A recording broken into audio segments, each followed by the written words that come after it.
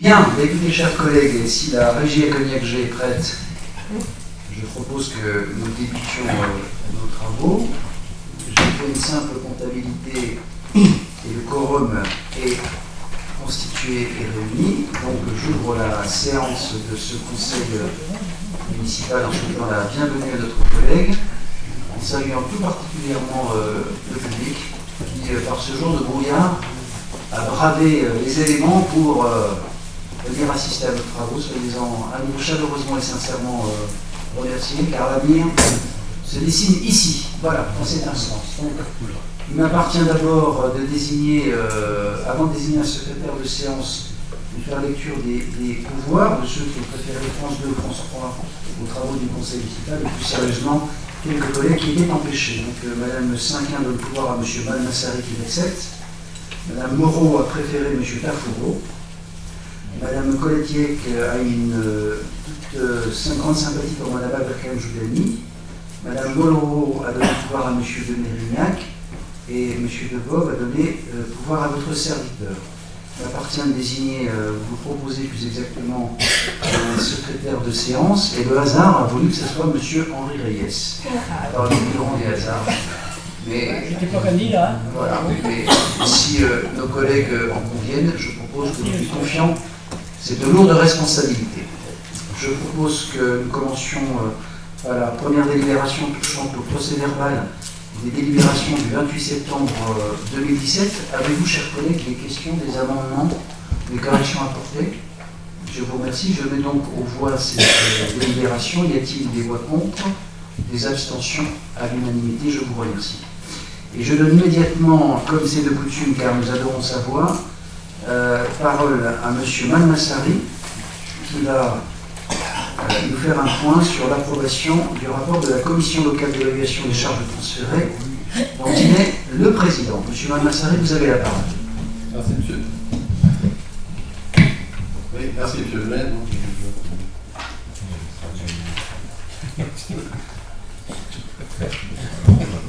Monsieur le maire. Oui, donc il s'agit du transfert de charge des zones d'activité. Alors, vous avez le rapport qui a été émis, et là, en fait, on va essayer de passer en diapositive le document de travail, mais je crois qu'on ne le voit pas bien, on va voir. Donc, ce rapport, il y a eu 3 voix contre, 6 abstentions et 21 voix pour. Donc, je explique les voix contre. Il y a eu Dame Marie qui s'est opposée pour des raisons historique, en fait, sur l'ancien mandat, on avait promis à Dame Marie de réhabiliter un petit peu la zone de Chamlis. Ça n'a pas été fait.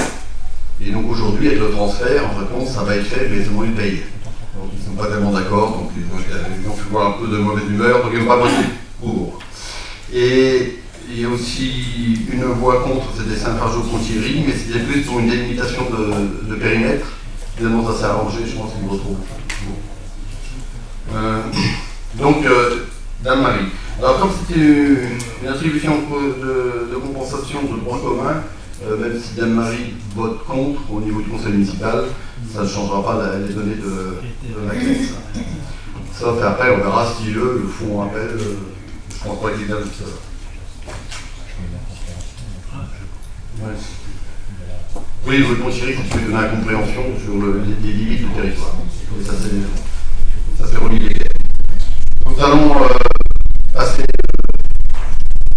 le sac de travail. Donc vous voyez que c'est écrit projet, hein, mais en fait, il a été validé comme ça. Et donc après, on refait un document de synthèse. Donc là, je vais on est sur la page 3. C'est là? Oui, donc c'est la compétence en matière de zone d'activité économique, c'est la loi NOTRe, qui est une façon qui fait office. Alors, ce qui est important de voir ici, c'est l'intérêt communautaire, qui n'est plus applicable pour la compétence des zones d'activité. C'est ce qui nous avait permis, nous, de transférer la zone de Volpénil, la zone de la justice. On l'avait dit que c'était un intérêt communautaire. Aujourd'hui, c'est plus possible, puisqu'il n'y a plus d'intérêt communautaire, puisque systématiquement, les zones seront transférées. Bon, après, c'est classique, hein, l'ensemble des interventions de création, aménagement, commercialisation, entretien de la zone. Alors, Autre chose, les transferts de biens ou contrats de concession n'ont pas été pris en compte sur la caisse. Il y a 2 zones d'activité où il y a encore des parcelles à vendre. Il y a une zone où met, une zone à Volpénil, au terre de Cherisy. Donc ça ne rentre pas dans cette commission-là. De même que Ponthierry a une zone qui est en concession avec un aménageur, donc elle n'est pas prise en compte non plus. Donc vous allez voir ici les ZAE recensés. Donc là sont au nombre de 11, je pense. Et donc vous voyez bien en vert, ce sont les zones qui ont des parcelles à vendre. Donc c'est Volpénil, le V. Et Saint-Fargeau-Ponthierry, contrat de concession avec un aménageur, on n'en tient pas compte sur ce transfert. Alors après, les pages suivantes, bon c'est classique, hein, c'est la manière de procéder de la commission. Alors on va passer à l'évaluation des charges de renouvellement. En fait, on peut considérer ça, c'est l'investissement, parce que ça va être la rénovation des voies. Alors là, on a eu recours à un diagnostic qui a été fait par une société, Vecta France. En fait c'est un camion qui est passé sur toutes les 16 km de voirie. Et alors, il y a 2 faisceaux laser qui photographient le sol. Donc après, il y a un enregistrement des caméras numériques qui enregistrent les projections. Et ça fait qu'on arrive à voir le mauvais état de la route. Des déformations, des crevasses et tout. Donc ça, il l'a fait sur la totalité, avec des photographies tous les 5 mètres. Et finalement, on a un bilan complet de la voirie des zones industrielles. Alors, un petit point, c'est que un point relevé, donc ici, voilà. Ici, on a vu après un tableau. Donc à partir de là, il y a un diagnostic qui a été fait. Et là, ce sont des solutions. Vous voyez qu'il y a plusieurs solutions. Donc FR, c'est du freidage, plus 16 EB, c'est de l'enrobé.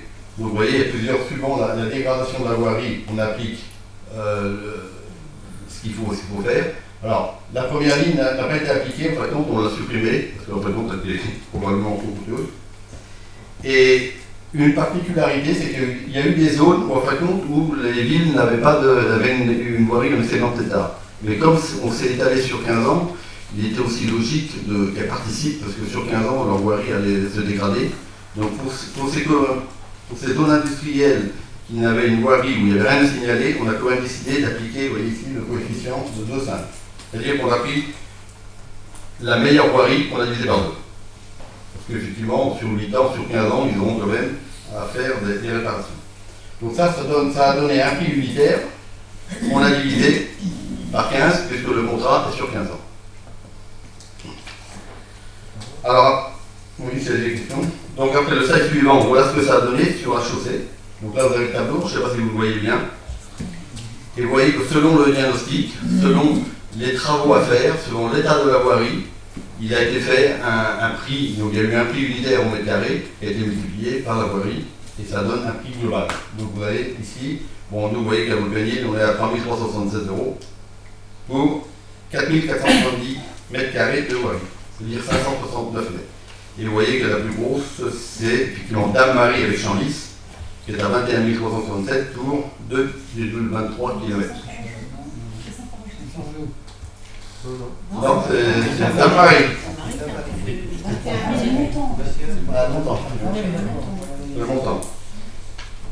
Vous voyez qu'on voit qu'on peut avoir, on va avoir plus sur Saint-Fargeau et moins cher, puisque en fait, ça dépend aussi de la voirie dans l'état où elle a été trouvée.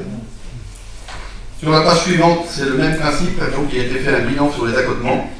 Donc 11 types de surfaces sont recensés, on accotera des accotements en sable, en herbier, en bilan cellulaire. Donc c'est pareil, des travaux qui sont priorisés sur 2 types d'échéances, hein. Des travaux à 1 à 2 ans et des travaux à 5 ans. Et ça donne un tableau pareil sur toutes les zones. On a sur la page suivante, on a le tableau avec les coûts des... Ah oui, c'est marginal, par exemple, sur ça de Cherisy, on est à 175 €. Bon, mais on n'a pas non plus des accotements, on a d'autres. Pardon ? Je dis, vous finissez et le bon élève. Vous le finissez, mais... Un bon élève. J'ai pas compris. Madame Patricia disait que Volpénil était le bon élève. Ah oui, oui. En fait, c'est vrai que je vous ai expliqué plus tard, mais c'est vrai que sur ce domaine-là, on a été reconnu comme une ville qui a travaillé sérieusement. Vous vous expliquerez pourquoi plus tard. D'accord. Vous ne manquerez pas de nous féliciter. Oui, on ne peut pas nous féliciter. Ah donc, La même chose qui a été faite donc, sur les équipements, ce qu'on considère mobilier urbain, végétation, équipement, lié à l'énergie, ce qui s'ensuit, donc c'est pareil, donc un autre tableau. Et vous allez avoir ici le prochain tableau, pareil, donc un total vous voyez, de 29 224. Donc tout ça, ça concerne les investissements. Donc aussi bien sur la voirie, les accotements et la signalisation. Donc page suivante, on voit l'investissement. Donc là, effectivement, on amortit, on a donc un montant total d'investissement de 1 254 000 qui est pour la communauté. On a estimé une durée d'emprunt en 15 ans, avec un taux de 1,5, ce qui fait des frais financiers de 242 631. Ces frais financiers ont été proratisés sur toutes les villes en fonction de leur surface, voirie et tout, et ce qui donne donc, par exemple, pour Vaud-le-Nil, des montants de frais financiers de 634 €. Donc vous voyez que pour le total des frais financiers de 7 178, et là vous avez la globalité des investissements pour chaque ville. Donc à titre d'exemple, vous voyez que par exemple une ville comme Dame-Marie a 40 000 € de frais d'investissement sur 15 ans. Alors vraiment, quand on regarde un petit peu, 40 000 € sur 15 ans, ça fait 600 000 €. Et 600 000 €, ils refont 2,2 km de voirie. Quand même, c'est pas cher. Parce que je vois avec nous, sur Vaud-le-Nil, on vient d'investir pour 500 000 € de voirie et on n'en a pas fait 2 km. Donc vous voyez, comme quoi, la communauté, va certainement, ils remettent de l'argent, pas mal.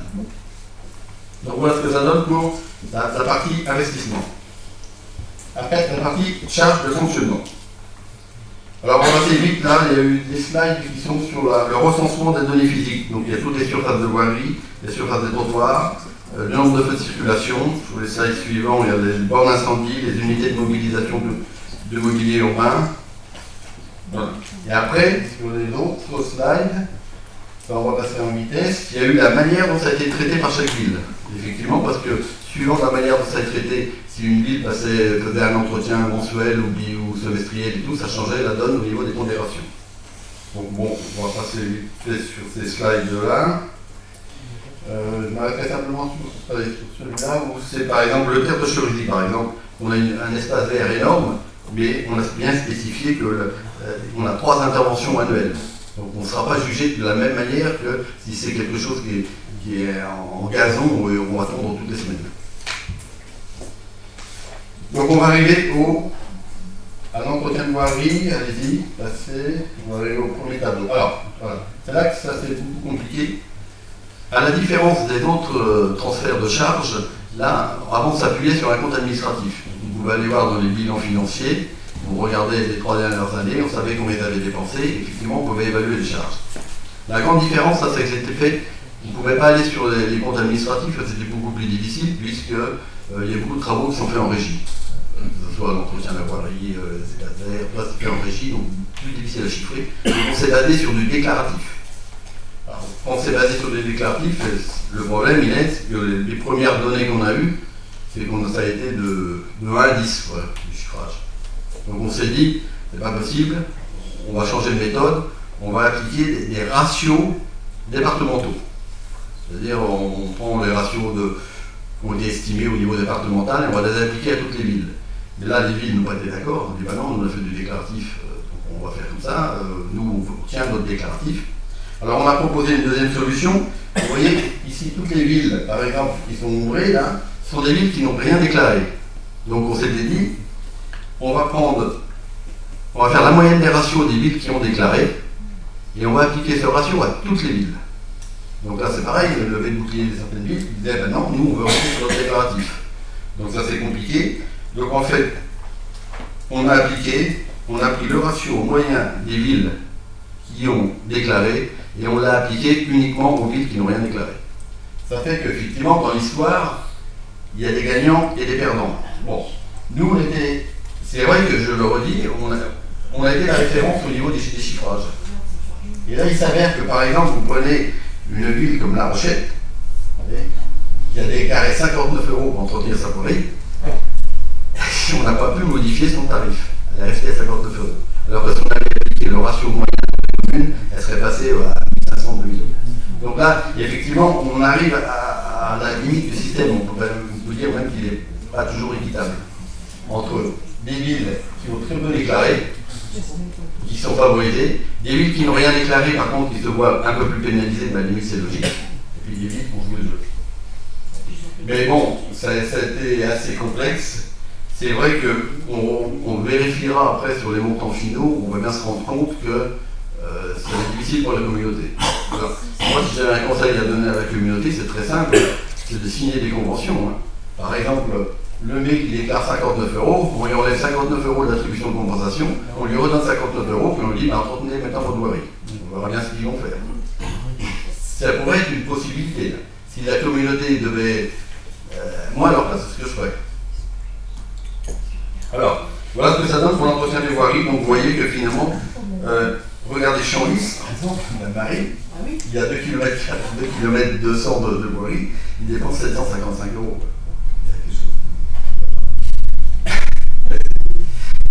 Il y avait un compromis, on ne sortait pas. Il y avait une autre solution, c'est que si on n'avait pas un accord, c'était le préfet qui prenait en charge le transfert, et c'était lui qui mettait les ratios. Et je pense que là, il aurait mis les ratios départementaux ou des ratios qu'ils ont l'habitude d'utiliser. Donc les guerres de choix. Donc voilà ce qui se passe pour la voirie. Pour le nettoyage, oui, donc là c'est un peu mieux parce qu'il n'y a que 2 villes qui n'ont pas répondu. Donc en fin de compte, à ces 2 villes, on a appliqué la moyenne de tous les ratios des autres villes. Après, nous avons pour les espaces verts. Alors oui, c'est notre point 4 qui était là, quoi. Les espaces verts, c'est là qu'on dépense le plus. Et là, tout le monde a répondu en fait. Donc on est resté sur des déclaratifs. L'idée était quand même de rester sur des déclaratifs. Les communes n'ont pas voulu. Excuse-moi. Oui.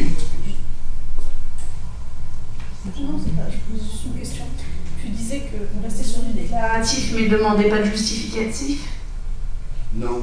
Enfin, non, c'était difficile de faire donner un justificatif. On s'est basé sur les tableaux que les villes ont fournis. Il disait par exemple, la voirie, il me faut tant d'argent, tant de temps par an, et voilà, on faisait un chiffrage. On avait des justificatifs là.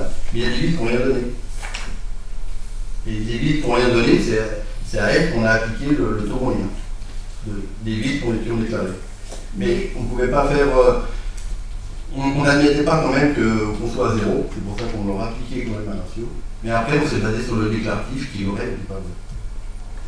Donc même pour votre pays, je suppose que c'est approximatif, parce qu'on n'a pas vraiment... Enfin, on n'arrive pas à... Oui, on a ciblé au mieux. Hein. Donc, on a évalué le nombre de personnes, le nombre de passages, le nombre de voiries. On a fait tout un calcul, on a tout un tableau. Hein, parce qu'il y a un questionnaire qui avait été envoyé quand même par la communauté. C'est la précision que je voulais savoir. Merci. On est plus sincère. C'est ça. Oui, on avait intérêt. On a intérêt, oui. Les espaces verts. Donc les espaces verts, vous avez le tableau. Et après, il y a l'éclairage public. Alors l'éclairage public, c'est pareil. C'est sur des déclaratifs, suivant les points lumineux. Donc on assiste aussi à des écarts assez importants. Alors, je fais une petite aparté sur l'éclairage public. Nous, on a envoyé par exemple sur la zone industrielle de la justice, en plus de la convention qu'on a, on a envoyé une facture d'électricité pour l'énergie et pour l'entretien des lampadaires. Donc on a dû envoyer une facture de 25 000 €, je crois. Espérons qu'ils nous payent, mais je pense qu'ils vont nous payer. Donc voilà pour le terme de Chevretis, c'est 2004, et donc on a un total de 27 221. Alors la signalisation, mais ça c'est assez marginal, hein, parce que les montants sont très faibles, mais vous voyez que là, encore c'est pareil, il y a 5 villes qui n'ont pas répondu. Donc on leur a appliqué un tarif. Oui, c'est intéressant. Alors voilà, si on fait le total des charges de fonctionnement, vous voyez que nous sommes à 24 632 et le total est de 123 228. Donc ça veut dire pour la communauté, pour 123 228 €, elle doit entretenir 11 zones industrielles en dehors de l'investissement, mais au niveau balnéage, espace vert. Et c'est ridicule. C'est le mot. Bravo. C'est le mot. C'est du déclaratif, on a fait ce qu'on a vu. C'est un peu la limite de l'exercice. C'est la limite de l'exercice, là. Quand on s'appuie sur des déclaratifs, c'est la limite de l'exercice. Et plus facile que les autres, c'était plus facile parce qu'on s'appuyait sur les comptes administratifs. Donc là, les gens ont été fouillés dans les budgets, regardez les comptes administratifs, une analyse au niveau analytique et tout. On peut trouver un coût. Et comme on prend les 3 derniers comptes administratifs, ça fait une moyenne et c'est assez réaliste. Alors, on peut comprendre que pour les petites communes, elles n'ont pas forcément les ressources humaines et techniques pour faire de la comptabilité analytique. Mais il ne faut pas non plus fustiger les plus petits, c'est qu'elles n'ont pas les mêmes outils ou les mêmes expériences. Donc, ça, je dirais qu'il y a une forme de tolérance qu'on doit avoir. Il ne faut pas jouer non plus les tiers à bras et donner des leçons. En revanche, nos interrogations, vous l'avez bien compris à travers les remarques de quelques collègues, c'est que je ne voudrais pas parler d'insincérité, mais il y a quand même une question qui est posée, même si Vaud-Pénil, à juste titre, puisqu'elle a le plus grand part d'activité de l'agglomération, elle a bien sûr des charges qui sont supérieures et qu'on a vraiment essayé de faire au mieux. C'est le sens de la question de Mme Berkane-Joudani, qui était en fait sur un ratio linéaire et un ratio temps-homme et un peu d'amortissement de matériel, puisque voilà, on est capable désormais de fixer, enfin sur le temps d'amortissement, d'attribuer des quantums qui permettent d'avoir une évaluation, mais qui n'est pas aussi complètement précise, mais je dirais qu'elle est la plus sincère, je pense, dans tous ceux qui ont produit les tableaux. Et alors, pourquoi on y est arrivé? C'est aussi parce que, comme vous le savez, chers collègues, on a l'expérience du parc d'activité où nous recevons une subvention de la communauté d'agglomération pour l'entretien courant, c'est-à-dire je sais pas, les voiries, l'éclairage public, les espaces verts, hein, tout ça, Alain, je pense que j'ai ouais. Voilà. Donc si on prend la dernière page, donc il y a le récapitulatif en fonctionnement et investissement. Donc vous voyez que si je prends le total des charges, je suis à 269 000 et donc la communauté, par an, donc la communauté doit investir sur les routes et entretenir les routes pour 270 000 €. C'est pour ça que la solution très simple, c'est de signer des conventions. Hein. Et dans ces cas-là, c'est une opération blanche et les communes ont leur montant. En fin de compte, si elles dépensent plus, bah, tant pis pour elles, c'est elles qui entrent dedans. Mais si elles dépensent moins, ça m'étonnerait parce qu'à un moment donné, c'est ce que nous faisons. La solution pour la communauté serait de faire des conventions. Mais je pense qu'ils vont pas s'orienter là-dessus. Je crois qu'ils vont créer des marchés on va probablement pour les espaces verts et la voirie, des marchés à bon de commande. Donc quand la ville voudra, fera appel et la communauté fera un bon de commande sur les sociétés. Il y aura un appel global, un appel d'offres global sur toute la communauté. Probablement pour la voirie et les espaces verts. Après, il y a des coins comme le balayage et tout, je pense qu'il restera au niveau des communes, parce que toutes les communes n'ont pas de balayeuse déjà. Et après, c'est compliqué parce que c'est pas la communauté qui va acheter une balayeuse et qu'il faut promener. Donc ça va se définir. Je pense qu'on aura encore un an à peu près de statu quo, puis après, je pense que dans 2 ans, la donne changera. Donc, c'est des attributions qui sont prévues. Madame Berkane-Joudani, vous avez la parole. Question. J'aimerais savoir si dans les investissements de la communauté, dans les parcs d'activité, il est question à un moment donné d'investir dans les transports en commun, s'il est prévu quelque chose en harmonie avec justement avec Veolia. Non, là, dans ce transfert-là, il n'y a rien sur les transports communs. Mais est-ce que c'est sa prérogative? Ah oui, bien sûr, c'est la prérogative, c'est la compétence de la communauté, les transports communs, c'est la communauté, mais c'est pas rentré dans les zones industrielles. D'accord, merci. En fait, le point de faiblesse, pour prolonger ce que dit M. Malmassari, c'est qu'il y a un déséquilibre qui va se créer, qu'on avait déjà, M. Masson avait à plusieurs reprises évoqué cette question, c'est que finalement la liaison Sénart-Melun risque en fait d'apper, on parle d'un projet de site propre. De mémoire, c'était, je pense, couvert de M. Masson, je crois que c'est 176 millions d'euros, c'est ça, Jean-Louis, d'investissement. Et avec une situation assez paradoxale, autant il y a ça sera, entre guillemets, une valeur ajoutée pour la desserte du futur hôpital, pour la desserte du cœur de Melun et de la gare. Mais paradoxalement, et Vaud-Pénil avait fait la proposition, c'était, je me souviens de Patricia, qui était intervenue aussi au conseil communautaire, pour évoquer, écrit même, sur le sujet, pour évoquer en fait le paradoxe d'avoir une voie d'accès qui permet de gagner du temps, d'apporter de la sécurité, mais qui ne desservait pas, sauf par du cabotage qui reste à, je crois que c'est comme ça qu'on dit, à inventer, sur le parc d'activité. Donc là, je dirais, nous formons l'espoir à la fois que le schéma puisse être reconsidéré, puis il faut voir comment les villes évoluent. Alors le secret espoir que nous avons, c'est que l'urbanisation de Melun au nord de la rocade va conduire à ce qu'il y ait une desserte en transport en commun. Et c'est à ce moment-là, peut-être que Patricia, tu pourras repartir à la charge pour que nous puissions accéder, je dirais, par un détour à la fois sur le parc d'activités, même s'il l'est déjà mais insuffisamment, mais aussi sur terre de Cherisy, où en plus il y a des projets, nous aurons l'occasion d'en parler lorsqu'ils seront entre guillemets officiels dans les prochaines semaines, notamment lorsqu'il s'agira aussi de mieux desservir Nancy qui a rejoint la communauté d'agglomération. Enfin, le secret d'espoir que nous pouvons avoir sur Volpénil, il est double. C'est d'une part, vous le savez, nous accueillerons courant, M. Reyes, 2019-2020, le dépôt, comme on dit, de l'ensemble des bus. Plutôt 20. Hein, en ce moment, il y a un camping, comme vous le savez, qui devrait aussi nous mettre en situation, notamment sur les têtes de ligne, peut-être discuter, je dirais, de la redéfinition, je dirais, du parcours, que nous sommes aussi à la veille d'une renégociation de la délégation de service public qui, au-delà de désigner le délégataire, doit être l'occasion pour nous de réévaluer, et non pas sous l'angle seulement économique, je dirais, les dessertes nécessaires. Et enfin, je dirais, une évolution technologique.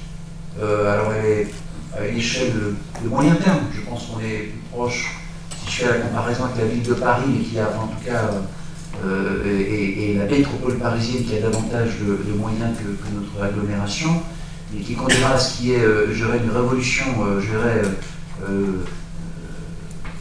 moteur à explosion vers, je dirais, des moteurs électriques ou à hydrogène, en tout cas sur des modes doux et propres, qui devrait, je l'espère, dans ce cas-là, aussi modifier l'offre, puisqu'on pourra peut-être être là sur des plus courtes distances, et enfin évolution aussi sur une desserte à la demande, parce que là, il y a une très forte pression sociale, et normalement, l'investissement sera plus lourd sur les véhicules, mais moins coûteux dans son fonctionnement, puisque moins énergétivore, même si à la fin, vous le savez, le calcul des transports en commun, c'est à la fois du temps homme et de la distance. Voilà. Donc c'est tout ça qui est en jeu.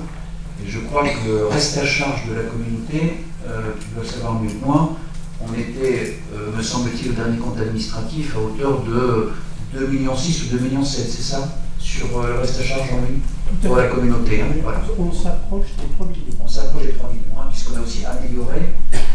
Il ne faut jamais l'oublier, parce qu'on est toujours prompt à critiquer, mais quand même, il y a eu un effort considérable qui a été fait sur la desserte, même si il y a encore des rues à conquérir.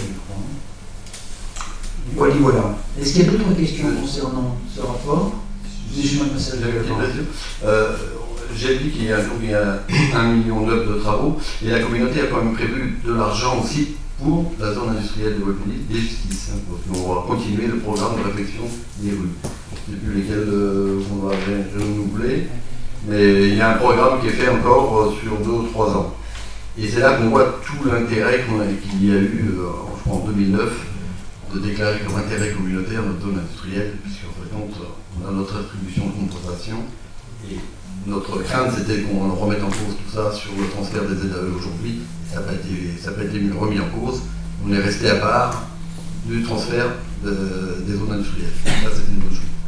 Absolument. Et juste de rappeler, en effet, avec ce que tu dis, Anselme, je l'ai souvent dit ici, mais la communauté a investi avec la région et le département, il ne faut pas l'oublier, 4,3 millions d'euros sur la première requalification des grands axes, et que pour avoir négocié avec Alain, avec le président de l'agglomération, nous avons tenu une inscription dans ce qu'on appelle le programme pluriannuel d'investissement, l'équivalent d'une autorisation de crédit de 500 000 euros par an. Voilà.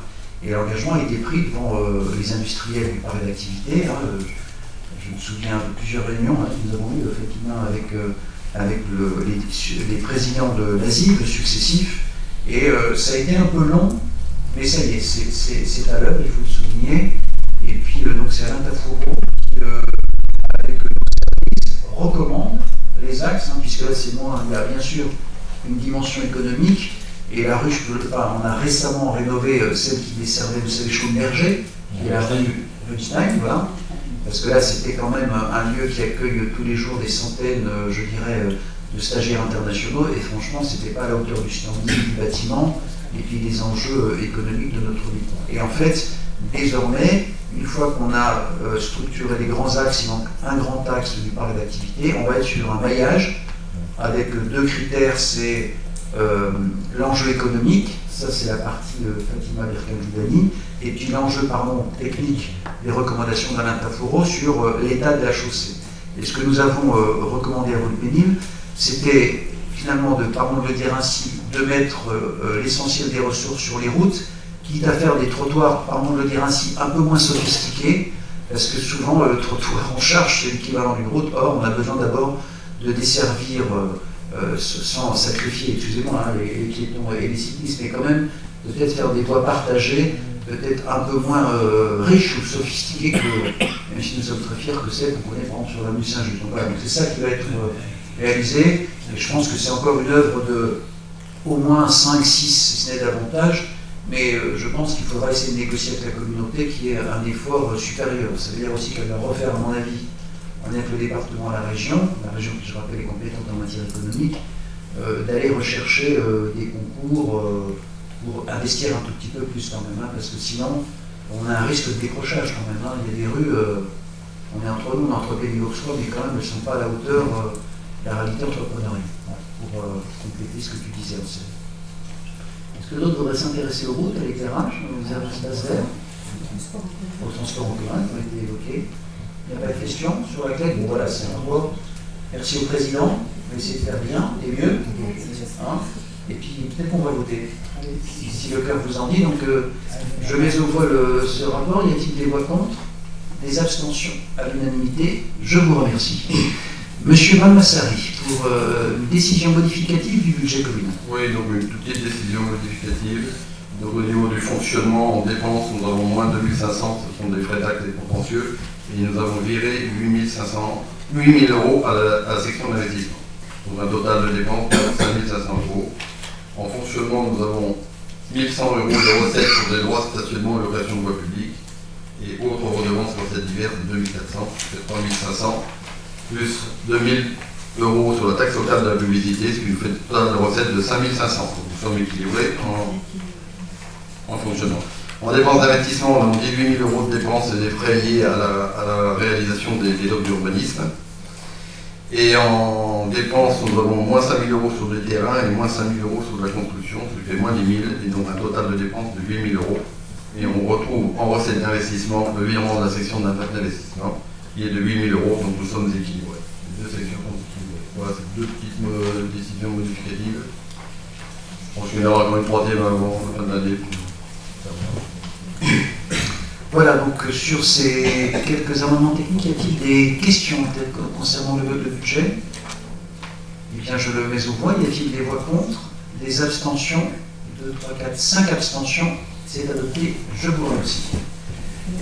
Monsieur Malmassari, toujours, puisque j'avais retiré la délibération, concernant donc des précisions sur la redevance d'occupation du domaine public. Oui, donc on a apporté des précisions sur cette redevance d'occupation du domaine public. Donc vous avez le tableau, on les a mis en rouge, mais principalement c'est les pots d'échafaudage et ponts volants palissades sur trottoir. Donc, on avait un tarif journalier, mais on a mis un plafond annuel de 50 000 euros.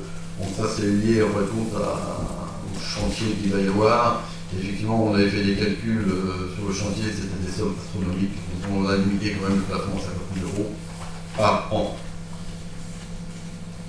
Voilà, c'est le gros chantier qu'on a derrière qui a débuté, mais une fois qu'ils vont installer leur palissade sur le domaine public, si on avait appliqué, pour tout vous dire, c'est pour ça qu'on avait retiré à la délibération le prix du mètre linéaire, c'est pas fortune qu'on faisait, c'était juste le moyen de tout arrêter, parce que ça se chiffrait, comme dit M. Malmassari, en centaines de milliers d'euros. Voilà, il y a quand même 135 logements locatifs. Il faut quand même faire en sorte, puisqu'on a garanti l'emprunt, que les choses se fassent. Voilà, c'était pour l'essentiel l'évolution de cette délibération. Est-ce qu'il y a des questions concernant celle-ci? Non, je mets au voie. Y a-t-il des voix contre? Des abstentions? Ah, pardon. Alors, non, attendez, alors, je demande pardon à mes collègues. Monsieur Reyes, pardon. J'ai eu que 5 procurations et apparemment il y en a une 6e en face. Oui, alors j'aurais dû le dire, voilà, non, c'est ma faute parce que monsieur le président, oui, et bravo monsieur Reyes, j'ai en effet, parce qu'en fait, alors on dit tout, on a une collègue qui doit être là, elle est dans une salle d'attente là, et Chantal ne vient pas. Je dis Chantal, elle a envoyé un mail. Voilà. Et pardon, elle a envoyé un courriel, et comme je n'ai pas pris mon ordinateur aujourd'hui, monsieur Reyes, donc je demande à la directrice générale de bien pouvoir, conformément, et par monsieur Cortola qui m'avait prévenu, il y a bien donc 6, et on passe 5 comme je l'ai dit, et ça vaut pour le précédent vote sur le budget. Je vous prie de m'en excuser. Bravo monsieur Reyes, vous avez gagné le droit d'être secrétaire de séance pour 3 ans. Voilà, donc je remets au voix. Y a-t-il des voix contre? Non. Y a-t-il des abstentions? 6 et 5. C'est adopté. Quoique, il peut y avoir quelqu'un qui bascule dans l'opposition. Ah, ça arrive. Tout peut arriver. Ou l'inverse. Bah oui, il nous arrive quand même d'être suivis par nos collègues de l'opposition sur quand même pas mal de délibérations, dont certaines essentielles. Voilà. Monsieur Manassari, toujours, qui aurait été complété par Mme Moreau, qui est exceptionnellement absente, sur une nouvelle garantie d'emprunt concernant la réhabilitation de logements de la rue Sirodin. Oui, donc c'est une réhabilitation des 26 logements, ça concerne principalement le chauffage. Donc on nous demande une garantie d'emprunt de 18,65% d'un prêt d'un montant total de 1 394 400 €, soit 260 000 €. Donc vous avez la liste des prêts. C'est des taux généralement sur 30 ans, à des taux qui font envier, qui sont assez vieux, puisqu'ils sont à 0,044 et des taux à 0,44, 0,28%. Pas mal sur 30 ans. Donc c'est une bonne nouvelle parce que ça veut dire que c'est tout, voilà, tous les chauffages Tous les vont être chauffages changés. vont être changés. Voilà. Donc sans nous ça se faisait pas, et ça, sans nous, on n'y est pas pour rien. C'est Mme Moreau qui avait interpellé par certains de nos concitoyens qui avaient mené cette bataille. Donc notre contribution, c'est de garantir, il ne comporte aucun danger a priori. Voilà. Est-ce que vous avez des questions sur le type de chauffage? Oui, justement. Quel type de chauffage? Eh bien, nous allons sortir de l'électrique pour aller, si j'ai bien compris, vers le gaz. Oui, donc un peu plus, j'ai dit un peu plus, hein, je vais dire totalement écologique, mais plus écologique que d'autres. Voilà. En plus, ça produira aussi des économies pour les locataires. Ah, monsieur Marignac. Si la durée de l'emprunt est 30 ans, on suppose que le chauffage va durer 30 ans. On espère. Votre question. Je dirais que sur des. Je ne suis pas un spécialiste, mais je dirais sur un système de chauffage rénové, des radiateurs neufs. Ça paraît peut-être long, mais quand je vois l'état des miens, je me dis que ça tient. Après, il y a du fonctionnement. Ah, il y a la chaudière, oui. Tu as raison. Peut-être sur la chaudière, il y aura écoutez, monsieur le maire, merci. Cette question, on la posera quand même au bailleur, puisque c'est pas complètement anodine la question que vous posez pour l'avenir. D'autres questions sur la chaudière? Non. Je mets au voie cette délibération. Y a-t-il des voix contre? Des abstentions à l'unanimité? Je vous remercie.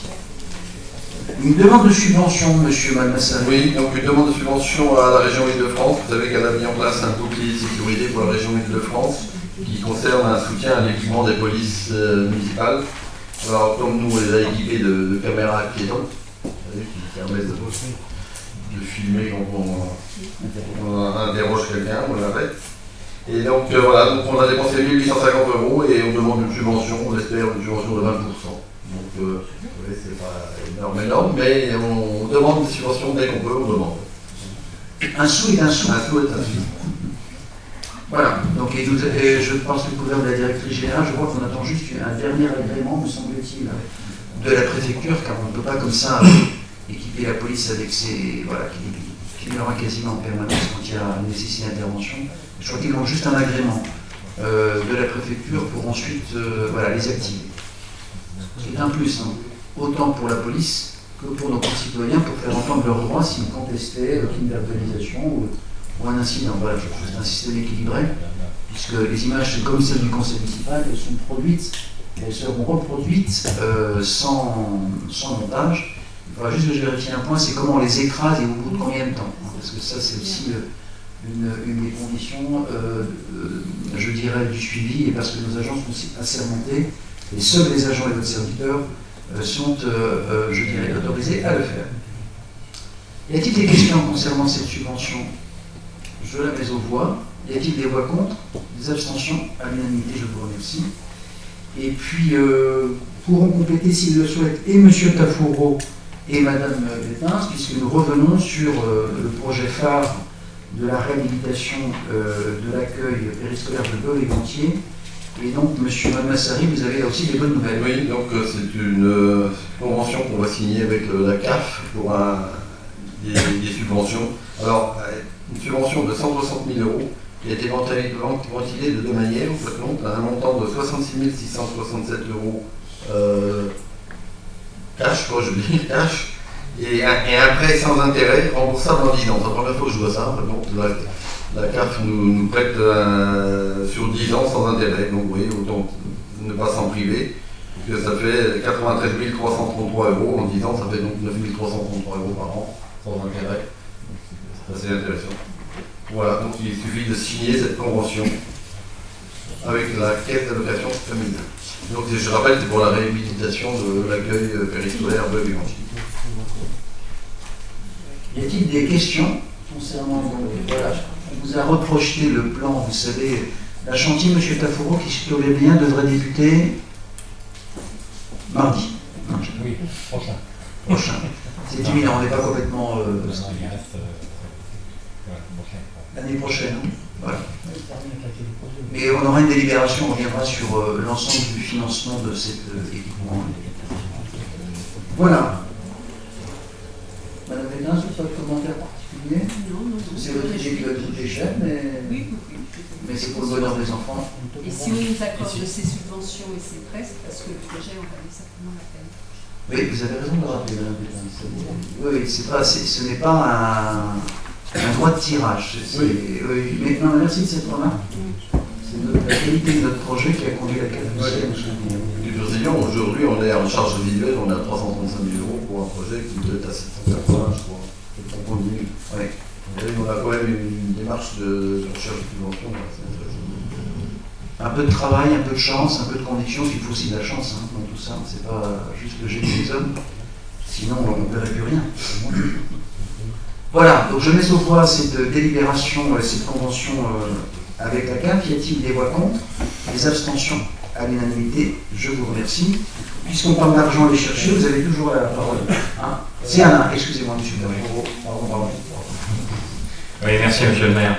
Oui, il s'agit là de demander une subvention au titre des travaux divers d'intérêt local, PDIL, plus communément appelé la réserve ministérielle. Subvention qui servirait donc à la réhabilitation des vestiaires du stade de la Mare des Champs. Ce stade qui est au centre donc, de la cité sportive, qui s'étend sur 15 000 m², reçoit de nombreux utilisateurs au travers des associations, jeunes et moins jeunes, que ce soit au niveau du terrain de foot, de la piste d'athlétisme, du gymnase, qui a été donc rénové au niveau du sol, et aussi des vestiaires récemment.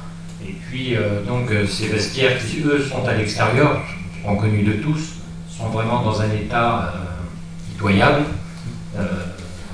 non accessible aux personnes à mobilité réduite, avec des problèmes sanitaires qui sont aussi à refaire. Donc il est envisagé donc de... Oui, il faut mieux cacher la misère. Il faut mieux cacher la misère et montrer effectivement le projet qui est quand même beaucoup plus agréable à la fois en couleur et en fonctionnalité. Donc cet ensemble est quand même très utilisé tout au long de la semaine, que ce soit en semaine et le week-end d'ailleurs, par le collège, par le lycée, par les enfants des écoles primaires et maternelles aussi. Moi je les vois y aller donc assez souvent. Donc il y a une nécessité au niveau des vestiaires de les rénover. Donc pour le coût global de réhabilitation de ces vestiaires, il y a un montant de 203 956 € qui se décompose donc, pour les travaux de rénovation à 194 244, ce sont des montants hors taxes, plus les frais de mission de maîtrise d'œuvre, l'OPC, les SPS, les bureaux de contrôle, ça ne doit pas dépasser les 5%, donc pour 9 712 €. Nous avons déjà sollicité auprès du conseiller régional une subvention pour un montant de 42 800 €. Auprès du conseiller départemental, c'est le CID, 7 644 €. Et là, donc la demande qui va être faite, c'est ce qu'on appelle la réserve ministérielle pour 101 978 €. Ce qui représenterait donc au total au niveau des subventions 152 422 €. Et le reste à charge pour la commune serait de 51 534 € tout le temps hors taxe. En TTC, ça représente 61 840 € pour le reste à charge de la commune. Donc il vous est demandé d'autoriser Monsieur le maire à solliciter l'aide financière donc, auprès du ministère de l'Intérieur, puisque c'est ce ministère qui octroie donc, cette réserve ministérielle. Merci Monsieur Tafo. Donc, je ne sais pas si M. Collomb va nous accorder 100 000, mais il faut tenter. Voilà, il y a des fois où on est très optimiste, là je dirais on tente, mais je ne garantis pas que 100 000 €, si c'est ça, j'offrirai une bouteille de champomy pour tous. Je partage là-dessus, parce que quelques boudoirs, si je suis de bonne humeur. Voilà. Bon, en tout cas, voilà, on va tenter de solliciter donc, le ministre de l'Intérieur. Y a-t-il des questions? Oui, je voudrais rajouter qu'effectivement, quand même, c'est une nécessité pour ce vestiaire de leur faire. Bon, une première image vous a été montrée vous voyez donc l'état extérieur. Il faut savoir que aussi à côté, pas demain, mais après-demain, sera rénové le collège qui aura quand même une toute autre allure que ce qu'il a aujourd'hui, même s'il y a un peu de retard dans le début des travaux, mais ça va se faire. Maintenant, il y a une certitude que ça va se faire. Pour information, ça devrait commencer en 2019, je crois. Mais bon, espérons qu'il n'y aura pas d'autre retard. Donc vraiment, nos vestiaires seraient vraiment à côté, à montrer du doigt. Nous comptons sur M. Pratola. Je rappelle qu'il est quand même le conseiller départemental délégué. M. Pratola, l'avenir du collège vous appartient. Non, en partie. En partie. Bon, non, mais on a c'est bien parti. Et pour tout vous dire, on voit avec Mme Demasque, le président du conseil départemental, la semaine prochaine. Voilà, pour la gentillesse de nous accueillir pour un petit tour d'horizon de quelques dossiers qui intéressent la commune, à la fois routier, puis on parlera bien sûr du collège. Mais il était venu à la rentrée et il avait eu l'occasion, et nous l'avions remercié, je vais remercier en votre nom, pour dire que voilà, c'est indépendant du département pour dire les choses si le chantier est un tout petit peu décalé, parce que quelquefois on l'a fustigé, mais là, pour des raisons techniques. Voilà. Donc vous qui aimez le sport, qui aimez le basket, la course à pied, le football et tous les sports, monsieur, là vous avez la parole. Je voulais juste faire une remarque. On a supprimé la réserve parlementaire avec des gens de proximité. Et maintenant nous avons la réserve ministérielle qui est entre les mains d'un seul homme, toute la France, donc c'est pour ça que je souriais. Écoutez, je vais vous confesser une chose, on n'en a parlé pas plus tard que cet après-midi avec la directrice générale. On s'est posé la question parce que dans le projet de loi, je pensais que la réserve ministérielle avait disparu. Or, lorsque vous allez sur certains sites, mais il y a un petit point de droit juste pour, j'ai la même curiosité intellectuelle que vous, de vérifier s'il n'a pas été requalifié, parce que les subventions n'ont pas disparu. Elles sont plus à discrétion, mais le ministère de l'Intérieur, comme vous le savez, qui est le ministère qui a la tutelle des collectivités locales, conserve la capacité à soutenir des projets. Mais comme vous, le terme réserve ministérielle, c'est comme la réserve du maire, il y en a une ici, est une expression que nous avons bannie. Voilà. Mais si ça nous apporte 100 000, je l'écrirai haut et fort sur les futurs vestiaires. Voilà. Mais en effet, ça nous a surpris aussi. Monsieur Tafo. Oui, non, simplement, je voulais rajouter qu'il serait peut-être intéressant pour l'assistance qu'à un prochain conseil municipal, mais bon, ici, peut-être de 3 mois, puisque ça ne va pas se faire non plus dans les jours qui viennent, mais présenter le projet plus dans le détail de ce qui est fait là, parce que hier, on en parlait donc avec nos collègues donc, des sports, mais pas aujourd'hui, on ne peut pas encore.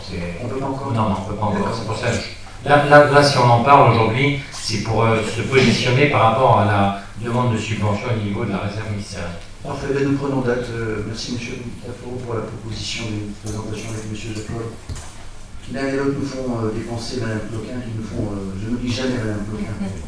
J'ai failli l'oublier, mais je ne l'oublie jamais. Voilà. Donc il y a deux questions qui sont de M. Gastrin, puis de M. Reyes. Ce n'est pas sur un problème juridique. Oui. Mais monsieur Gastrin, vous avez la parole. C'est juste une question sur les critères qui pourraient nous amener à avoir cette subvention. Est-ce que c'est La sur... santé du maire. Non? Ah bon? Non. Et les critères, je sais pas, de modèle de construction ou d'énergie, je sais pas, non, est-ce qu'il y a ça dans les conditions d'attribution? Il y a plusieurs critères, pardon. Ouais. Il y a plusieurs critères effectivement qui rentrent en ligne de compte. Bon, je les ai pas là, mais il y a un dossier assez complet donc à monter et à transmettre pour que celui-ci soit étudié donc par les bureaux qui vont bien et que ce soit ensuite proposé à une commission qui elle l'attribue ou ne l'attribue pas. Parce que pour l'instant, le travail, on ne l'a pas encore fait au niveau de la conception de cette réhabilitation. Au niveau Si, puisqu'on fait une demande, on s'appuie quand même sur des données techniques existantes. Oui, d'accord. Non mais pour prolonger, parce que pardon, monsieur Rey, c'est une autre question de notre collègue de Gastrin, c'est que je pense que par exemple, si nous n'avions pas, d'abord c'est la loi, fait l'effort par exemple en matière d'accessibilité, il est sûr que nous ne serions pas éligibles. L'essentiel, pourquoi ça coûte si cher? C'est qu'en fait, Alain peut le dire, c'est l'étanchéité. Et puis il faut refaire toute l'électricité, toute la plomberie. C'est lourd. Oui, le carrelage au mur intérieur par rapport aux douches, par rapport enfin bon. Non mais c'est vraiment. C'est terrible. Donc c'est pas très cher. Compte tenu des surfaces. 250 000 € quand même, au final, c'est quand même pas mal. Mais bon, on investit pour 30 ou 40 ans. Quand vous reviendrez dans 30 ou 40 ans ici, voilà, pour faire le point sur la réserve parlementaire, on verra dans quel état c'est, quoi. Monsieur Reyes. Oui, désolé d'être terre à terre pour échapper à l'enthousiasme, mais est-ce qu'une déclaration préalable a été faite? Non, on n'est pas encore là. Très important. Non, mais il y a les délais, les recours, on va pouvoir mettre un coup de pioche. Attention, on doit donner les termes. Il y a des résistances dans l'équipe municipale. Ouais. Nous ne manquons pas de respecter le droit de l'urbanisme. J'ai des exemples. Pour parler délais, ça ne se réalisera pas avant plusieurs mois, sachant qu'on ne fera pas de travaux quand il y a une utilisation trop importante pendant les mois de janvier à juin, par exemple, c'est pas possible. Si ça se fait, ça sera au moment des vacances grandes. Mais est-ce que c'est un chantier de 4 mois environ, 4-5 mois? C'est ça. Y a-t-il d'autres questions, d'autres interventions? Monsieur Reyes a promis l'atmosphère. Non. Je mets au voix. Ah, Il y a un. Monsieur Jacob. Merci, de se redonner un peu de... Déjà, il n'y aura pas de coup de pioche. Donc, Et puis, après, pour répondre un peu à Dominique aussi, c'est t'as l'éclairage, mais ça sera. Après, on présentera le dossier avec Alain, mais il y a du LED, voilà, il y a plein de choses, il y a l'isolation, il y a tout ça qui rentre en ligne de compte. Donc, ce sera quelque chose vraiment pour limiter justement la perte d'énergie, ce sera des économies, enfin voilà, il y a plein de choses qui rentrent comme ça, plus la PMR qui rentre en jeu. Voilà. Et la couleur, je voulais préciser que la couleur n'était pas encore stoppée. Mais moi, je trouve ça plutôt pas mal. Oui, on est passé une ligne hier. Je sais que le rouge a les faveurs de cette équipe, mais. C'est un rouge vif, mais ça sera un rouge de compromis. Voilà. Un rouge de consensus. Bien, donc on prend date pour une présentation et puis une déclaration préalable de travaux pour avoir l'assentiment et le vote de M. Reyes. Donc s'il n'y a pas d'autres interventions, je mets au voix. Y a-t-il des voix contre? Des abstentions? À l'unanimité, je vous remercie. CADOC. Dites-nous ce qu'est le CADOC, monsieur. Le CADOC, c'est bientôt Noël, donc c'est la tradition des jeux de Noël pour les enfants du personnel communal. Donc il y a une distribution de chèques cadeaux qui laisse une liberté de choix aux familles. Donc c'est 170 chèques cadeaux de valeur faciale de 25 €, 18 € de frais de gestion, qui fait un total de 4 268 €. Voilà, et nous pomperons un peu dans les finances publiques pour offrir ces cadeaux. Voilà, donc comme c'est une tradition chaque année pour les enfants de la commune. Est-ce que vous avez des questions? Ou Monsieur Pratola, vous avez la parole. Alors, on est un petit peu gêné par le terme que la tradition des joyeux de Noël. La tradition des joyeux de Noël. Noël, ça a quand même un sens, ça a quand même une particularité. Donc la tradition, c'est un peu gênant. Et dans la même foulée, on aurait voulu savoir ce qui était prévu comme festivité, arbre de Noël, crèche municipale ou pas, dans les écoles, dans les lieux publics ou pas. Voilà. Est-ce que vous pouvez aller un peu plus loin? Parce que j'ai du mal à percevoir ce qui vous gêne dans l'expression la tradition des jouets de Noël. Vraiment, tout le point. La tradition de Noël, je reste là. Pourquoi on ferait des jeux de Noël alors que ce n'est pas des jouets, c'est des chèques? Donc si on dit tradition des jeux de Noël, c'est qu'on fait des jeux de Noël, là on fait des chèques cadeaux. Mais disons qu'en général, on offre des chèques. Je ne suis pas contre le principe des chèques, mais on voulait aller un peu plus loin. Ça fait la passe à télé pour savoir ce que vous avez prévu au niveau de la municipalité comme festivité, que ce soit dans les écoles, dans les crèches, dans les centres de loisirs, en ce qui concerne les festivités de Noël, que ce soit en dehors de la tradition des jeux de Noël, de la façon que c'est formulé. Je n'ai pas bien compris votre réaction, parce que c'est une tradition populaire, et bon, c'est en tant que telle. Tradition populaire en tant que telle, qui est organisée quelquefois sur les écoles en choix de l'équipe éducative, ou pas organisée. C'est un peu comme le marché de Noël, ça fait partie des traditions populaires. Donc il n'y a rien de particulier, de critique à avoir par rapport à ça. Sauf si vous êtes contre ce type de tradition populaire. Non, c'est parce que j'ai dit.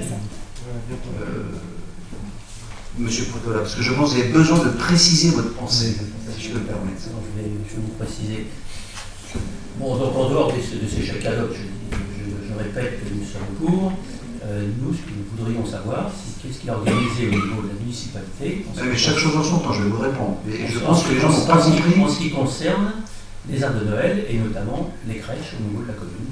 Donc, moi, je vous relance ma question, c'est que je vous dis avec beaucoup de respect, je ne comprends pas votre remarque, ou alors, derrière votre remarque, vous faites référence à autre chose, et je vous invite à nous le dire, parce que je le vois, je vous dis de bonne foi, parce que vous savez que j'adore la dialectique, mais je ne vois pas ce qui work dans la tradition des jouets de Noël. J'aurais pu comprendre la tradition de Noël dans une république laïque, ça j'aurais pu l'entendre, mais la tradition des jouets, elle nous précède, elle est, je dirais, presque séculaire, et nous avions fait ce choix ici, à l'écoute des parents de nos collaborateurs, où nous choisissions des cadeaux de manière discrétionnaire, qui renverraient aujourd'hui à des débats sur le genre, sur les poupées ou les voitures, et que la demande de nos collaborateurs, et j'ose croire, parce que ça avait été le sujet d'une de vos interrogations il y a quelques années, c'est qu'ils le consacrent à leurs enfants.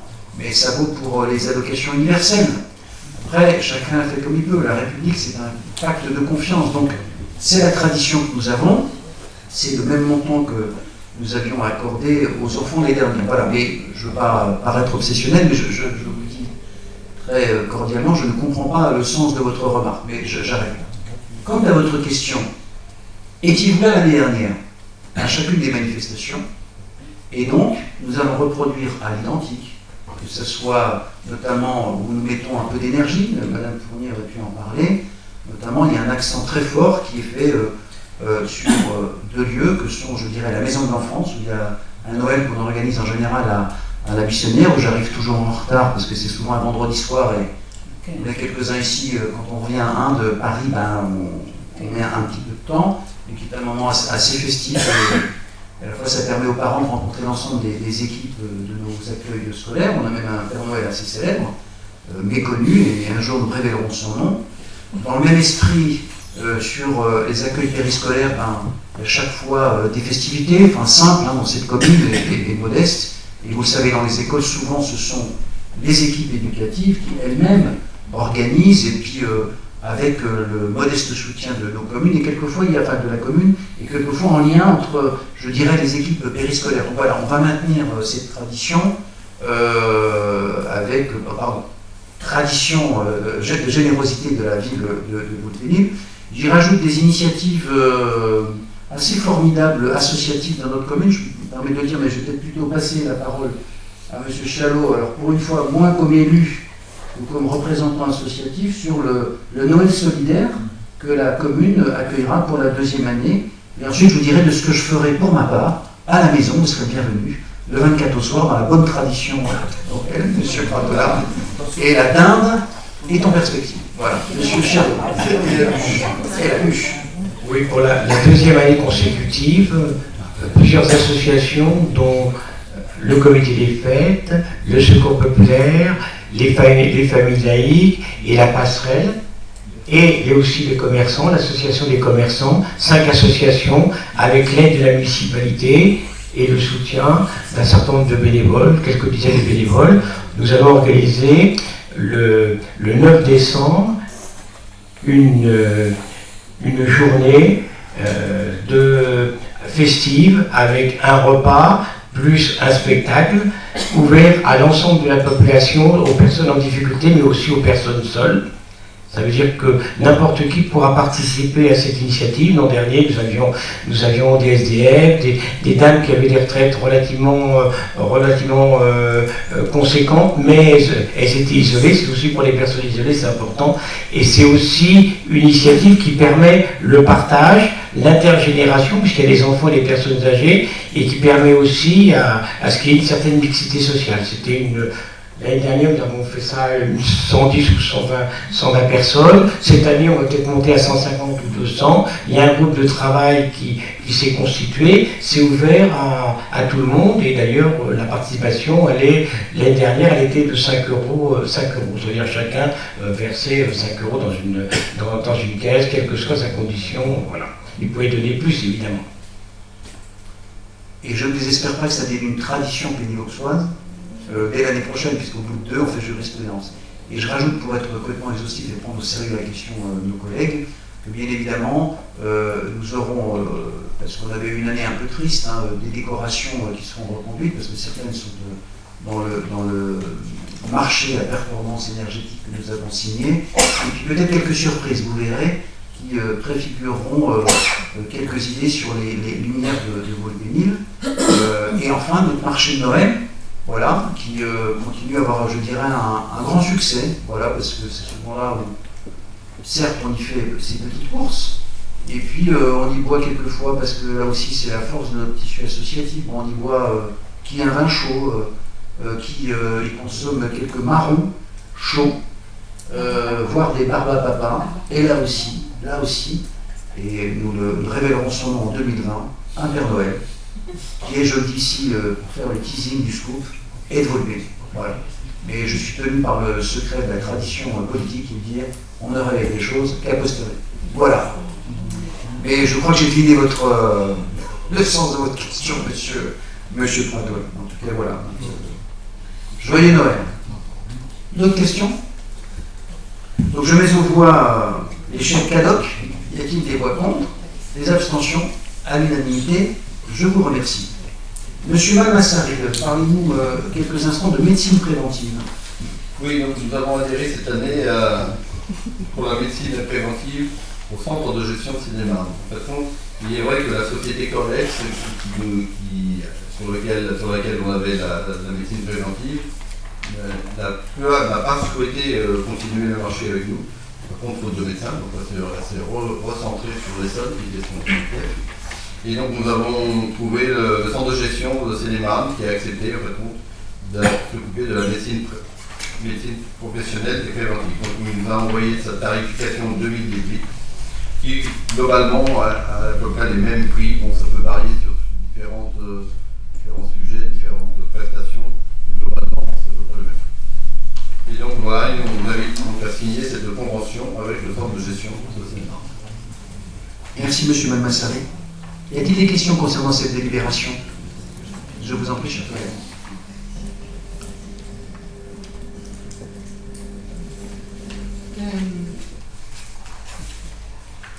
les tarifs nous paraissent onéreux. Onéreux. Oui. Alors, on souhaiterait avoir quelques précisions. Savoir si le tarif pour la période de 8h30 à 17h est un tarif par personne, par consultant, ou bien est-ce une vacation? Lequel tarif? Je raconte moi, lequel tarif? Le premier, 90 €. C'est la vacation. Est-ce que c'est la vacation? Donc, Mon confirmation. Oui, c'est l'examen médical. Mais on est à peu près au prix de ce qu'on avait avant pour Alex. Chers collègues, moi je comprends votre question, mais ce sont vraiment des tarifs publics pour des examens longs. Mais à nouveau, c'est la grille je dirais, la moins chère en la matière avec le centre de gestion. Oui, et par contre, on a eu l'accord du centre de gestion il y a très peu, je crois. Il y a très peu qu'on a eu l'accord du centre de gestion. Oui, il y a des soucis, donc quand on a eu la chance déjà de trouver le centre de gestion, il aura fallu encore trouver d'autres prestataires. Donc les tarifs sont équivalents à ce que nous avons. Oui. Oh, il y a peut-être des tarifs qu'on varie, mais globalement, on est sur la même base. Bon, alors par rapport aux vaccinations, est-ce que le produit, le produit est... Il est fiable. Je pense qu'il doit être bon. Est-ce que le produit est compté dans le prix de l'injection? Parce que... Non, c'est l'injection. On l'achète en plus, le produit. C'est marqué coût par injection. Coût par injection, oui. On l'achète en plus. 86 € par personne. Bon, et puis alors, par rapport à la deuxième vaccination... Est-ce que, chers collègues, pardon, parce que c'est important, est-ce que vous pouvez juste rapprocher votre micro, chers collègues, pour que ça soit bien dans la boîte? Bon, la première vaccination d'été polio, 9,18 €. La deuxième, on ajoute la coqueluche, d'été polio coqueluche, 24,13 €. Est-ce qu'il y a deux injections ou est-ce que je trouve un peu bizarre pour un vaccin supplémentaire qui normalement est dans la même ampoule? Ah non, il y a longtemps qu'on n'a pas été vacciné, chers collègues. Ah non, il ne peut pas y avoir, enfin je ne suis pas un médecin, il y en a ici dans cette salle qui ont été formés à cela, Henri, mais ça ne peut pas être, on ne fait pas des mixtes. C'est chaque fois... Il peut y avoir une première vaccination, ensuite un rappel. Voilà. Là, le problème, c'est que le micro, DTP, s'il te plaît. Peut-être il faut réactualiser justement les vaccins, puisque le DTP en particulier n'est plus distribué actuellement. Merci, docteur. Chers collègues, d'autres questions? Non, mais est-ce que vous êtes satisfait des réponses? Non, pas convaincu. Non, pour ma part, une injection, 3 vaccins ou 4 dans l'injection, le prix devrait être le même, c'est le même acte médical. On va vous apporter des précisions la prochaine fois. On va visiter un petit peu les injections.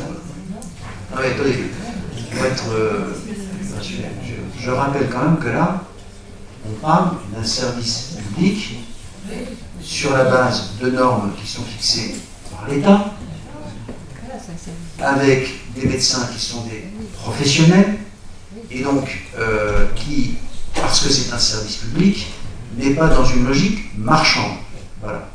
Et je vous renvoie aux tarifs des vaccins privés, et vous verrez, je prends le tarif, non mais je prends ici, vos questions sont légitimes, d'aller faire chacun des vaccins, chaque fois sur une consultation.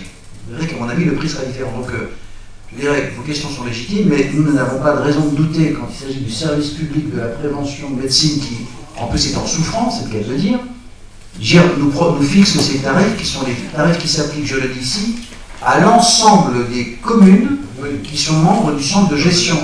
Ce que je veux dire par là, c'est plus nous sommes nombreux, plus il y a d'agents et moins le coût élevé. Et j'aurais la faiblesse de dire qu'à mon avis, s'applique à ce tarif quelques frais de gestion, à mon avis, marginaux, qui n'ont rien à voir avec l'administration et nos propres cotisations. Voilà. Mais en tout cas, sur le vaccin, on essaiera de vous répondre pour savoir combien il y a d'injections. Parce que c'est ça votre interrogation. Combien d'injections et pourquoi il y a un delta sur 3 à 4. C'est ça votre question. Voilà, c'est ça, parce que pour moi, une injection, c'est une injection.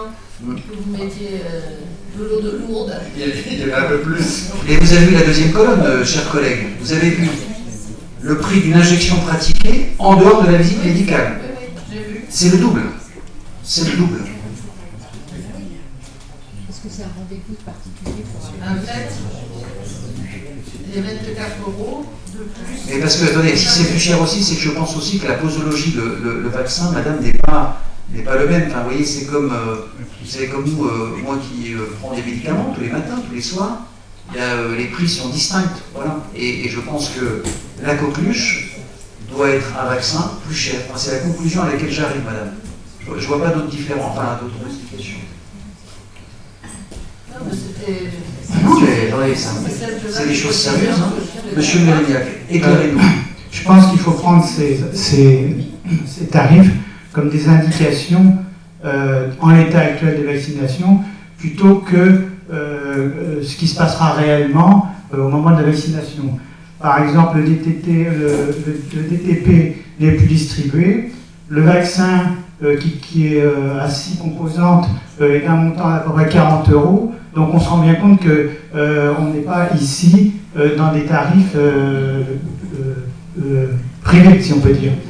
Donc je pense qu'il faut le prendre comme ça. C'est simplement une adaptation de ces tarifs dans un sens public de tarifs privés qui seront naturellement beaucoup plus importants, surtout si on dissocie la consultation, l'injection et le produit. Joker. Non, si, attendez, c'est le seul médecin ici, hein, je crois. Donc, il a fait des études, hein. Donc, c'est le seul même ici. Non, il y a aussi des docteurs, mais d'autres choses dans cette salle, si je peux me permettre. Donc, chers collègues, vous ne sortirez pas rassurés, mais rassurez-vous, vous ne serez pas vaccinés. Voilà. Bon, on vous le transmettra, madame. C'est dommage. C'est dommage, non. Mais sérieusement, madame, nous vous transmettrons, la directrice générale a noté vos questions. Et je ne sais pas si ce sera un sujet de conseil municipal, mais on vous enverra les réponses que nous aurons eues du centre de gestion. Y a-t-il d'autres spécialistes de la médecine préventive parmi nous ce soir? Mais merci d'avoir animé ce débat. Bien, je mets aux voix le tétanos, la diphtérie, la polio et la coqueluche. Y a-t-il des voix contre? Des abstentions? 5 abstentions. Je vous remercie. Non, contre le flou de certaines réponses. Et à la fin, c'est comme ce qui se passe. Madame Détens, comment ça va? Je vais bien, je vous remercie. Donc, merci Monsieur le maire de me donner la parole. Je vais commencer par vous rafraîchir la mémoire. En juillet dernier, nous avons validé un règlement qui incluait un nouveau fonctionnement de notre accueil post-scolaire à partir du mois de septembre 2017. Donc, c'était basé sur un séquençage pour la récupération des enfants. Et il s'est avéré que ce séquençage impactait beaucoup les familles dans leur organisation de ce temps du soir, avec les différentes activités des enfants et tout ce qu'on peut avoir comme activité, ou même pas activité du tout, mais enfin récupérer les enfants le plus tôt possible et sans passer par un séquençage comme celui que nous avions instauré. Donc, la pression des parents, associée aussi à nos remarques et au débat de l'équipe municipale, ont fait que nous sommes revenus sur un fonctionnement dit normal, c'est-à-dire que les parents viennent reprendre leurs enfants le soir aux heures qu'ils veulent finalement. Donc là maintenant, il s'agit de recaler dans le fonctionnement ce retour à un fonctionnement que l'on connaissait depuis quelques années. Donc nous allons changer le règlement en enlevant la phrase qui dit « Les enfants pouvant être repris selon un séquençage qui fait demi-heure à compter de 17h, 17h30, 18h, 18h30 et 19h », cette phrase sera enlevée du règlement de fonctionnement de nos activités périscolaires. Excusez-moi, j'avais un commentaire vaccinal de M. Tafouron. Je connais la délibération, j'ai rien écouté, mais je connais la délibération, mais je ne demande pas mon âme d'éteinte.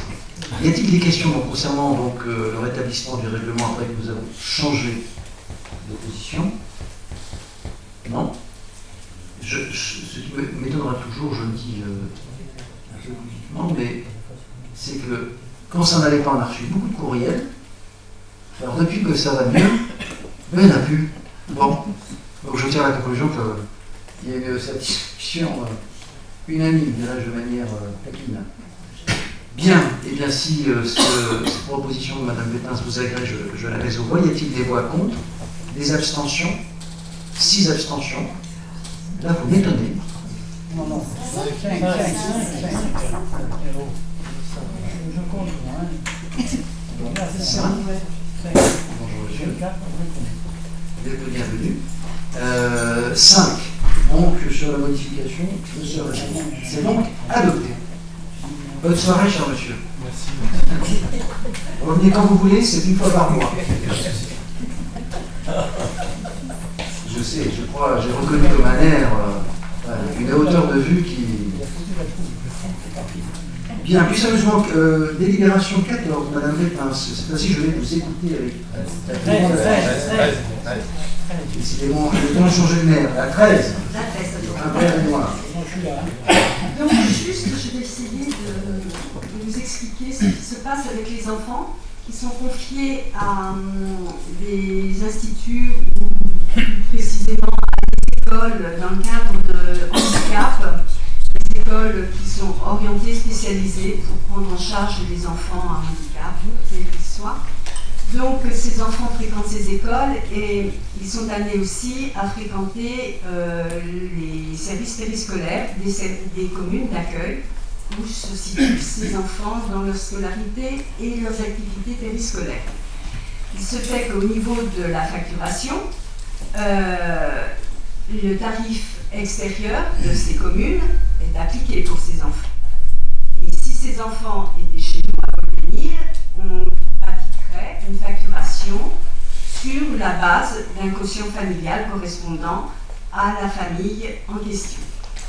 Donc, le problème maintenant, c'est qu'il y a un différentiel qui s'instaure et pour compenser ce différentiel, c'est-à-dire payer aux communes la différence entre le tarif extérieur normalement pratiqué pour ces familles et le tarif que ces familles devraient payer si elles avaient leurs enfants dans la commune de Beauvais-Nil, eh bien nous abondons et nous payons la différence à ces communes d'accueil.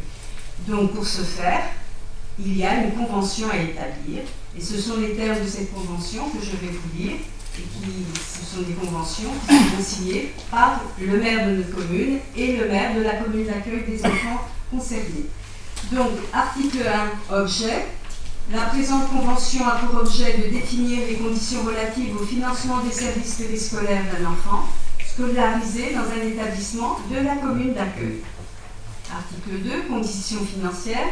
La commune d'accueil fait application du tarif de base dû par les personnes extérieures à la commune selon la délibération en vigueur. La famille s'acquittera du tarif qui lui serait appliqué dans la commune de Beauvais-Nil, commune de résidence, en fonction de son quotient familial. La commune de Beauvais-Nil, commune de résidence, prendra en charge la différence. Article 3, durée. La présente convention est applicable à compter de l'année scolaire qui est en cours, donc là pour 2017-2018, et nous avons 2 cas d'enfants qui répondent à cette situation. Donc c'est ce texte de convention qui vous est proposé ce soir. Merci. Merci Mme Pétain pour cette présentation et cette convention. Y a-t-il des questions concernant cette belle convention dont nous pouvons nous enorgueillir puisque c'est une Mais ce n'est pas une obligation, hein, que vous le rappelez, Madame Damas, la directrice générale, mais c'est bien une décision politique de notre part. Et bien, s'il n'y en a pas, je mets au voix qui est pour. Eh bien, adopté à l'unanimité, et je vous remercie chaleureusement. Dernière délibération, je vais vous parler un peu d'eau. Comme vous le savez, nous avions eu l'occasion de l'évoquer ici, à compter du 1er janvier 2018, les communautés de communes, et dans le cas d'espèce, la communauté d'agglomération Melun-Val de Seine, héritera donc de la compétence dite de gestion des milieux aquatiques et de prévention des risques et des inondations. Et si parmi les acteurs de cette prévention, il y a ce qu'on appelle les syndicats des rues, je pense notamment à ceux qui sont sur le versant, enfin les affluents, les syndicats des affluents, je vais les citer, hein, donc de la rive droite de la Seine, c'est-à-dire l'Anqueur, le rue de la Noue, le rue du Châtelet et le rue de la Vallée Javot. Autant de noms qui font rêver, mais qui quelquefois sont à l'origine. Je reconnais mon historien préféré dans la salle qui pourrait nous le dire, qui a conduit à ce que quelquefois notre ville succomba ou en tout cas dû affronter des inondations. L'idée de cette délibération, c'est assez simple, c'est qu'à l'invitation de la préfecture de Seine-et-Marne, et plus encore depuis les récentes inondations, les syndicats, donc les communes qui les composent, sont invités en fait à se regrouper dans un seul candidat et en mettant je dirais, en partage leurs compétences, leurs moyens. Et c'est ce à quoi nous vous invitons, c'est-à-dire d'une certaine manière de dissoudre les syndicats existants. Certains, en tout cas, nous sommes membres du rue de la Noue, de mémoire, et je me demande si on n'est pas aussi membre du rue, merci M. Tafouro du Châtelet, en vue donc de la création d'un syndicat unique, conformément à ce que prévoit le Code des collectivités locales. Et deuxième élément de cette délibération, ils ont été proposés à l'unanimité des membres de la majorité municipale, même s'il y a eu un débat qui a duré plusieurs heures. Eh bien, nous proposons de désigner à ce syndicat délégué titulaire M. Laurent Ronslenbroek, et car il ne peut plus se passer d'elle, sa suppléante, Mme Véronique Loquin. C'est le sens de cette délibération. Bien, M. Jacob. Y a-t-il des questions concernant donc cette délibération portant sur la fusion, la constitution d'un seul syndicat et la désignation de deux des meilleurs d'entre nous? Il n'y en a pas. Eh bien, je mets aux voix. Y a-t-il des voix contre? Des abstentions? 5 abstentions. C'est adopté. Je vous remercie. J'en ai terminé avec l'ordre du jour du Conseil municipal. Comme c'est une tradition, quelques remerciements. Et cette fois-ci, c'est au nom du Conseil municipal. Je veux remercier nos deux conseillers départementaux, Mme Paul de Sérémy et M. Jumier, qui, à la faveur d'une réunion de la commission permanente, ont soutenu le projet de Vaudevilles, qui concerne, nous en avons parlé ce soir, la réhabilitation du préau de Beuve-et-Gantier, puisque désormais les relations entre les communes et le conseil départemental passent par ce qu'on appelle un contrat intercommunal de développement, où les communes et la communauté proposent au département, et ensuite le département vote des crédits. Et la bonne nouvelle de ce soir, c'est que, ce qu'évoquait Mme Massari et M. Tafouro, c'est que nous avons obtenu, et c'est dans le marbre, une subvention de 248 000 €. Donc j'irai remercier le président Barbeau dès mardi prochain, et je veux remercier ici officiellement nos deux conseillers départementaux qui ont soutenu ce projet. Nous avons un message touchant de nos amis des Restos du Cœur, qui nous remercient, qui sont toujours, disent-ils, très sensibles à notre générosité, c'est bien le moins. Pour le prêt, c'est modeste, mais c'est utile, de salles pour qu'ils puissent se réunir et préparer leur saison. Donc on leur a prêté, bien sûr, au moment de l'Assemblée Générale Ordinaire, la maison des associations a mis à disposition, bien sûr, la petite salle du Chemin Vert pour leur conseil d'administration. Voilà, de la part de nos amis des Restos du Cœur qui, comme le disait Coluche, comptent toujours sur nous. Remercier, et c'est grâce à M. Jacob et Mme Ploquin, qui pour cette fois-ci revient à la case départ en quittant M. Ronslenbroek, une lettre donc, du district de Seine-et-Marne de football de M. Michel Borto, qui est le secrétaire général adjoint, pour bien sûr la mise à disposition des terrains pour l'organisation de la rentrée foot des U10, U11, qui s'est déroulée ici le 16 septembre 2017. Et enfin, spéciale dédicace pour Madame Pelletier et ses collaboratrices, de la part de l'Association des soins et services à domicile de la région bolinaise, autrement dit la SADRM, pour la subvention que le conseil municipal de 20 000 euros a voté et attribué. Je voudrais ensuite, au nom du conseil municipal et à mon nom propre, adresser des remerciements tout particuliers à la fois à une personne morale et à une personne physique. Je veux parler du comité de jumelage pour le merveilleux week-end qui a été organisé pour ceux qui ont pu y participer. Et j'ai une pensée toute particulière pour Mme Bodijano qui a largement participé à ce que je peux appeler ici un grand succès. Je ne sais pas pour ceux qui ont pu, et certains ont chanté parmi nous, d'autres étaient dans le public. Et vraiment, je vous félicite parce que je le confesse ici, un peu dubitatif en me disant au début, mon Dieu, ça va être compliqué d'attirer du monde à l'occasion d'une manifestation un peu singulière pour les relations qu'on avait, puisqu'elle était placée sous le sceau de la culture. Donc vraiment, merci Odile. C'était de belles factures et j'étais venu juste pour un quart d'heure et j'y ai passé un peu plus d'1 heure et demie. Et je le dis ici pour ne pas vexer nos amis allemands, on les a battus, puisqu'ils ont, sur le terrain du champ, nous fûmes les meilleurs. Et vraiment, et je remercierai en votre nom Pierre Carassus et l'ensemble du conseil d'administration, presque, pour la totale implication et ce beau succès. Voilà, je voulais dire ce mot parce que quand les choses se passent bien, qu'elles sont belles, il faut le dire. Je voudrais aussi profiter de la présence d'une amie dans la salle pour lui dire que comme nous nous y étions engagés, et je sais que nous avons le soutien de tout le conseil municipal, mais nous en avons débattu en majorité municipale, et bien sûr ce fut l'unanimité sans débat, mais c'était plutôt dire où et quoi. Nous sommes bientôt au mois de novembre, et comme nous nous y étions engagés, cher ami, en la mémoire de quelqu'un qui nous manque, eh bien nous planterons cet arbre. Et j'ai confié, je crois, mon directeur de cabinet, si je ne m'abuse, mais qui aujourd'hui fait défaut, il a pris enfin quelques jours de vacances après avoir passé un été plein à Montpellier, de prendre votre attache, cher ami, pour voilà, nous convenions d'une date, d'un lieu, l'essence, je la connais puisque nous en avions discuté, et de la sorte, voilà, nous rendrons hommage à l'un et l'autre, comme nous l'avions évoqué il y a presque un an, mais on avait dit, c'est pareil que c'est en novembre qu'on plante, donc voilà.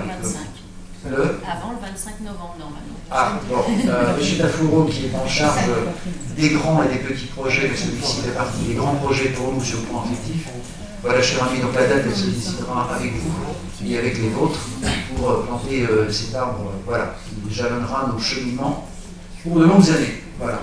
Donc moi, s'il m'arrive un truc, c'est plutôt un ginkgo, voilà, je veux bien les ginkgos, voilà. J'en ai terminé. Y a-t-il au sein du conseil des interventions, des informations, des bonnes nouvelles ou... Monsieur Croix, vous avez la parole.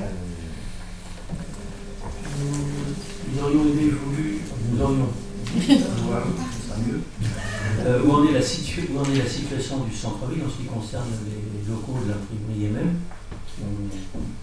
il y a eu plusieurs projets, et le projet de la maison qui a été racheté, qui correspond pratiquement en face de la bouche de Courtet.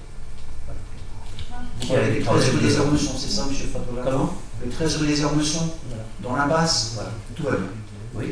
Alors, première question, vous me parlez d'une maison d'abord qui est une maison qui appartient à un particulier.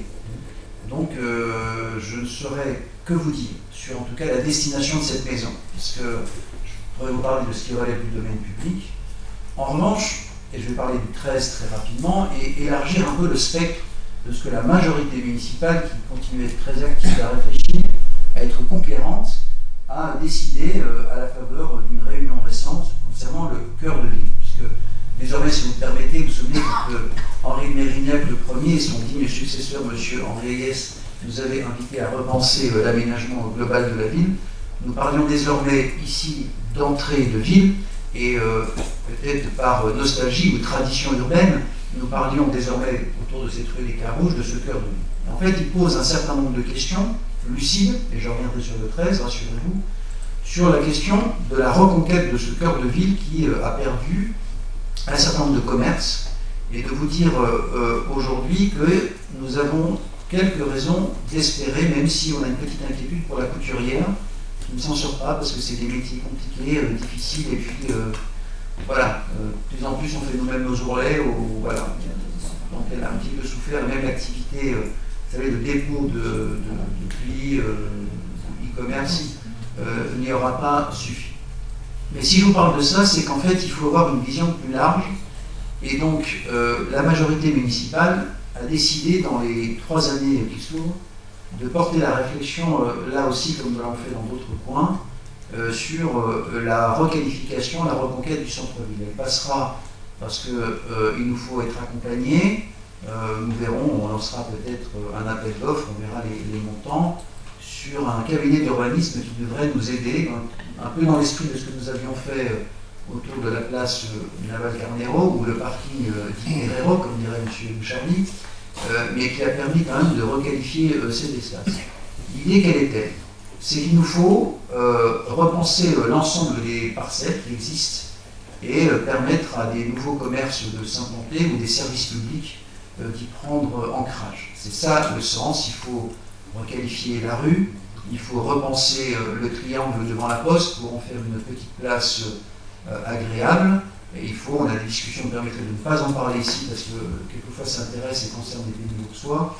Il y a des projets qui sont cadrés. Et dans ce contexte, il y aura peut-être quelques mutations de maisons. Et concernant, donc on y reviendra, et je dirais que le spectre géographique va du parc de Schwerberlingen à l'école, et c'est pas un hasard si sur la proposition de Françoise, la majorité municipale avait accepté de requalifier d'abord les intérieurs.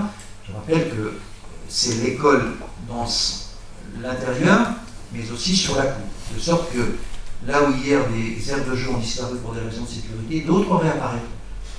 Là où nous avons dû quelquefois restreindre le stationnement, d'autres réapparaîtront. Et là où des boutiques aujourd'hui peinent, elles renaîtront. Voilà, ça c'est le sujet. Et donc, je prolonge, et l'ensemble de la réflexion urbanistique doit aller jusqu'à l'entrée du parc des Ormessons. Et sur le 13 rue des Ormessons, il y a un principe que la majorité avait retenu, c'est qu'elle constitue une réserve foncière. Et je dirais qu'elle demeurera aussi longtemps que nous n'aurons pas un projet intelligent. Il serait aisé de le vendre.